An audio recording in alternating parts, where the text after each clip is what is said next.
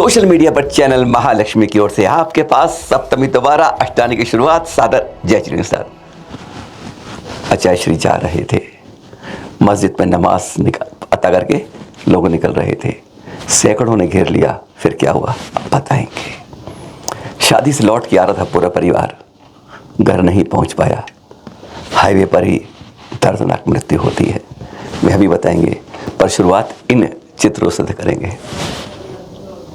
दशकों से आज तीर्थंकर प्रतिमा, किसी जंगल की बात नहीं कर रहे, नासिक शहर की बात कर रहे हैं। डीएम कार्यालय, जो शायद कहते हैं सबसे खास होता है किसी क्षेत्र में जिला अधिकारी का कार्यालय, उसके पार्क के अंदर झाड़ी पर यह इस तरह तीर्थंकर प्रतिमा का बुरा हाल हो रहा। पता नहीं है, पता भी है, डीएम तक को पता है, लेकिन तब भी अगर ये किसी और की प्रतिमा होती तो अब तक निकल के एक जुलूस रथ यात्रा में किसी मंदिर बनकर पूज रही होती। लेकिन क्यों, जैन प्रतिमा है क्या?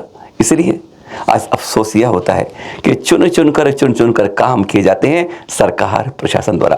अब आप कहेंगे प्रशासन को कैसे मालूम है? सवाल उठता है ना कि तीर्थंकर प्रतिमा यहाँ पर है और हमें मालूम है और उन्हें नहीं पता है। इसका भी प्रमाण है। डॉक्टर ऋषभ हैं नासिक से, विश्व जैन समाज फाउंडेशन के।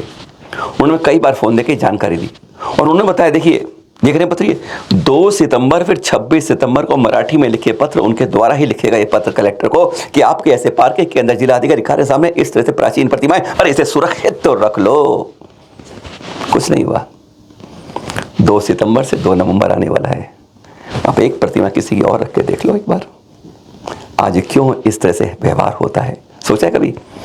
जब कोई प्रतिमा खुदाई में निकलती है ना, तो वहाँ प्रशासन पुलिस सब हाँ हमें दो, म्यूजियम में रखनी है। और जब इस तरह से तिरस्कार होता है प्रतिमा का, तब उनके कान पर जूं नहीं रेंगती है। आज जैनों के साथ कुछ इसी तरह का असूल हो रहा है।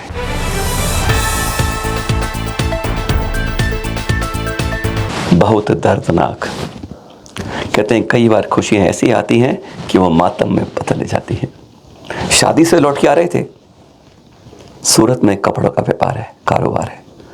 जालोर के संचोरा की बात है, भारतमाला एक्सप्रेस है 754 टोल प्लाजा के पास। हाँ, वहीं से तो जा रहे थे, सेल्टॉस गाड़ी में जा रहे थे।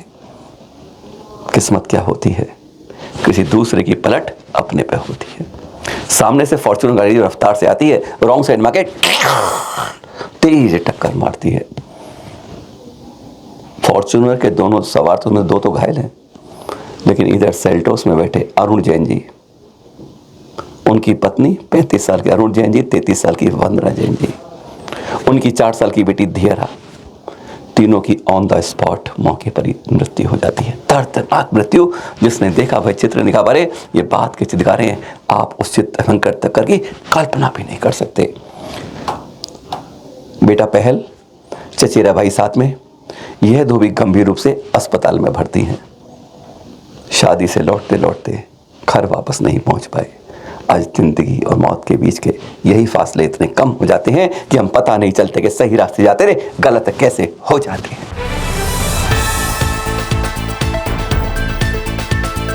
हम यह नहीं बता रहे कि किसकी ये मीटिंग चल रही है। एक बड़ी मीटिंग चल रही है, 25 अक्टूबर की बात है, एक बड़े शहर में हो रही है, मेट्रो शहर में हो रही है। बस इतना काफी है आपके लिए। पर ये दिखा क्यों रहे हैं मीटिंग के लिए? आज इस तरह की मीटिंग के लिए मंदिरों में जिनालय जब होती है, तब उसके साथ जब दिखता है तो लगता है कहीं ना कहीं कुछ ऐसा हो रहा है। आज जैन समाज किधर हो रहा है? चित्र देखिए।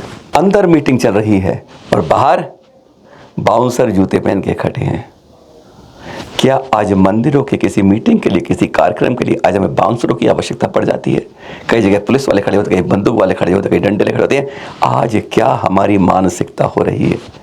आज क्या भाई भाई बैठते हुए इतनी तकलीफ होती है कि बाउंसरों के सामने खड़े दरवाजे पर खड़ा करना पड़ता है? सोचा है आपने? आज सिर्फ इतना बता रहे हैं कि हम दशा और दिशा भटकते जा रहे हैं।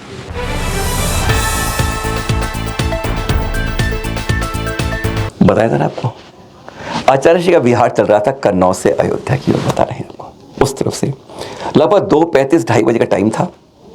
मस्जिद में नमाज अता करके लोग निकल रहे थे और आचार्य श्री के चरणों से घेरते जा रहे थे। 5-10 नहीं थे, 50-60 नहीं थे, लगभग 250 लोगों ने उन्हें घेर लिया और बहुत गंदी बातें कही। फिर क्या हुआ सुनते हैं जरा आचार्य श्री के मुख से। निर्भय सागर जी से।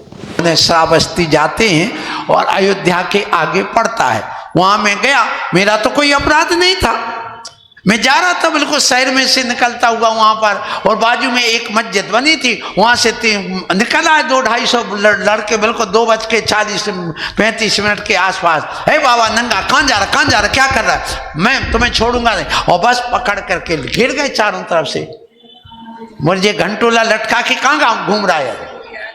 बस ये प्रदर्शन जरूरी है क्या?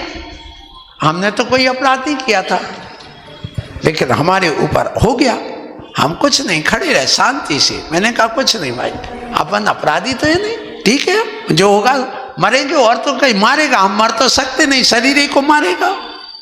और जैसे हमने भगवान का स्मरण किया, वैसे सामने से पुलिस की गाड़ी आ गई, वहां 8-10 वकील आ गए, बस क्या हो रहा, भीड़ क्यों लगी, हारन बजाते हुए आ गई। बस उसके बाद हमने पर उनको समझाया कि हम लोग जैन मुनि हैं, ऐसा है वैसा, 2 घंटे उपदेश दिया फिर हमने उनको। तो ये होता है, हमने कोई अपराध नहीं किया था। ऐसे कई बार ऐसी घटनाएं हुई हैं।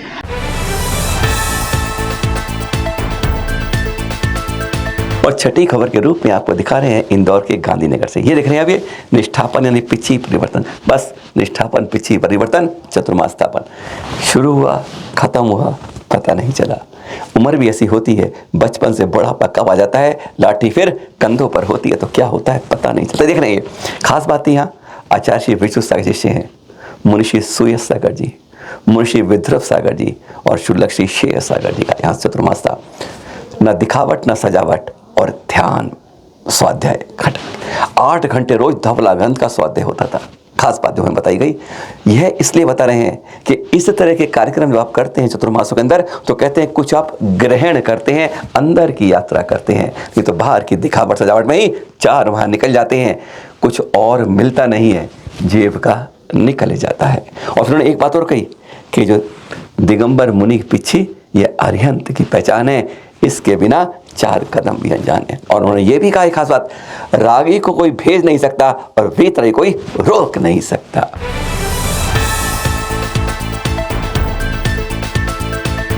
दृश्य देख रहे हैं आप, ये कहाँ के मंदिर, कहाँ के ध्यान, कहाँ लगा रखा है इन्होंने। ये तो पहचान गए आप, ये आचार्य श्री सुनील सागर सुशिष्य हैं, तिगोड़ा में है समय। जी हाँ, क्या कहा, आचार्य श्री सुनील सागर जी की जन्मस्थली, वहीं के विचार करते करते विहार करके आ गए।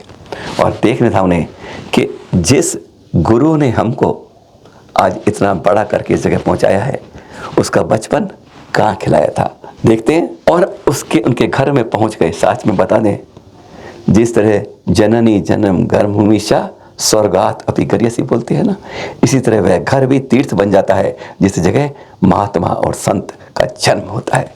बस उस तिगोड़ा में तीर्थ में जहाँ पर आचार्य सुनील सागर जी का जन्म हुआ था, वहाँ पर एक लगभग, यहाँ जब आते हैं तो एक वापस हैं सब लखा में जाकर देख लीजिएगा, यहाँ भी देखा कि एकदम मन इतना शांत हो जाता है, जैसे कहते हैं कि बिल्कुल टेंशन फ्री मन आनंदित हो जाता है।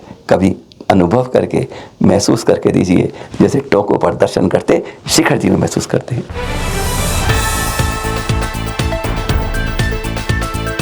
जाते जाते विहार की सूचना देख रहे हैं मुनिषी निष्काम सागर जी। मुनिषी निष्काम सागर जी खुरई से हो चुका है विहार, बस इसलिए याद दिलाते हैं कि विहार में कहीं आप ध्यान भूल जाएं, इसलिए 2-2 दिन पर इस मस्तक पर चोट करते थे, हृदय में खुजलाहट करते रहते। इसलिए विहारों में सुरक्षित करना हम सब की जिम्मेदारी है।